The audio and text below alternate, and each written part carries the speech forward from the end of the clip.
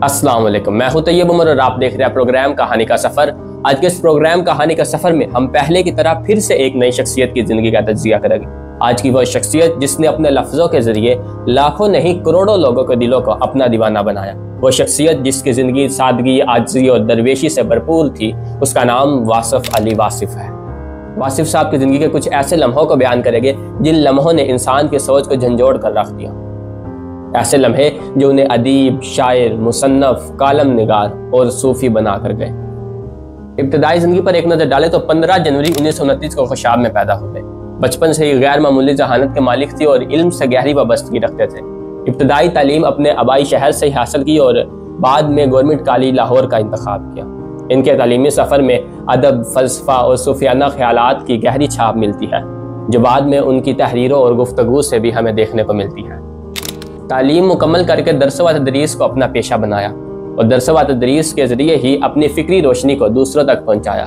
अदबी खिदमात की बात करें तो वासिफ साहब ने अपने ख्यालात को महफूज करने के लिए कई किताबें लिखी, जिनमें कुछ किताबें कतरा कतरा कुलज़म, बात से बात, दिल दरिया समंदर, गुमनाम अदीब जैसी किताबें शामिल हैं।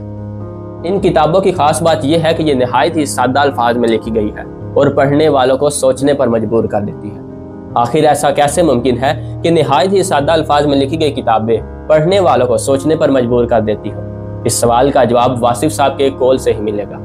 वो लिखते हैं कि अगर किसी को समझाना ज़रूरी हो जाए तो समझ लेना कि वो समझने के काबिल ही नहीं। जिस तरह मैं इन लफ्ज़ों को लिखने के बाद एक सोच में पड़ गया था, यकीनन आप भी इन लफ्ज़ों को सुनने के बाद एक सोच में पड़ गए होंगे। इन लफ्ज़ों को सुनने के बाद आपका जहन भी ये सोचने पर मजबूर हो गया होगा कि आखिर इन लफ्ज़ों का मतलब क्या है।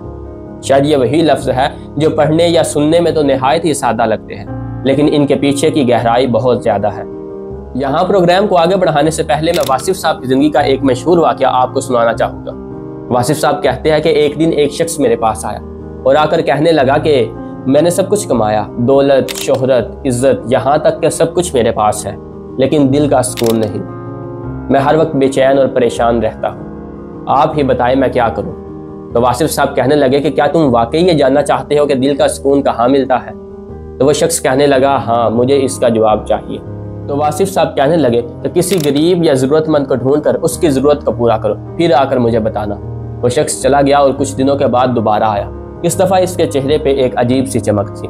आकर कहने लगा कि जैसे ही मैंने एक ज़रूरतमंद की ज़रूरत को पूरा किया तो उस वक्त जो मेरे दिल को सुकून मिला वो उससे पहले कभी नहीं मिला था।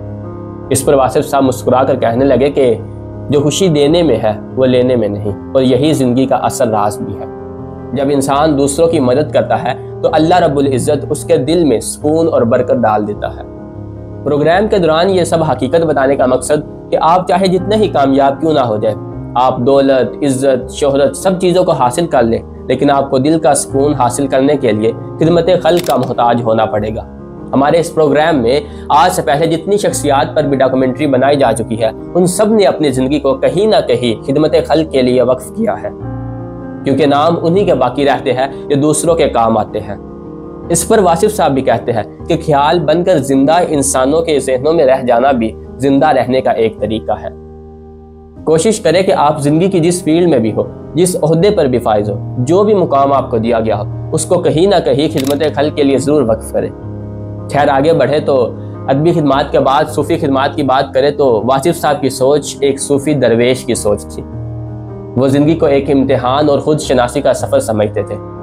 उनके मुताबिक असल कामयाबी वो नहीं जो दुनियावी मालो दौलत में छुपी हो, बल्कि असल कामयाबी तो वो है जो दिल में सुकून और कनात पैदा करे। वासिफ साहब ने हमेशा आजिज़ी, सादगी और शुक्रगुजारी पर जोर दिया और वो कहते हैं कि असल दौलत दिल का सुकून ही है।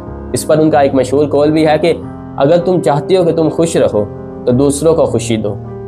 अदबी और सूफ़ी ज़िंदगी के साथ साथ अमली ज़िंदगी को भी देखें तो वो सिर्फ किताबों और फ़लसफ़ों तक ही महदूद नहीं, बल्कि अमली ज़िंदगी में भी हमें ऐसे बहुत से वाक़यात मिलते हैं जो हमें आजिज़ी के साथ, सादगी के साथ और शुक्रगुजारी के साथ वक्त गुजारने का सबक देते हैं।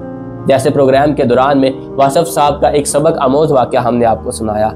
ऐसे बहुत से वाक़यात मौजूद हैं, लेकिन वो इस प्रोग्राम में बयान नहीं किए गए। आखिर में यही कि अगर एक शख्स अपने लफ्ज़ों में वो तासीर पैदा कर सकता है जो बड़े बड़े मुफक्किरों को फ़िक्र में डाल सकता है, तो फिर मैं और आप क्यों नहीं? अगर किसी शख्स का इस दुनिया से जाने के बाद भी नाम बाकी रह सकता है तो फिर मेरा और आपका नाम क्यों नहीं। ہر بار کی طرح پھر سے شاید ان سب سوالوں کے جواب ہمارے خواب، ہمارے مقصد سے ہی جڑے ہیں۔ جس دن ہم اپنے مقصد کو حاصل کر کے خدمت خلق کے لیے اس کو کہیں نہ کہیں وقف کریں گے، اس دن یہ عین ممکن ہے کہ ہمارا نام بھی لوگوں کے دلوں میں باقی رہ جائے۔ اس دن یہ عین ممکن ہے کہ ہمارا نام بھی تاریخ کے پنوں میں لکھا جائے۔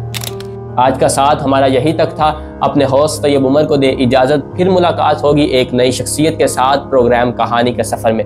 تب تک کے لیے خدا حافظ۔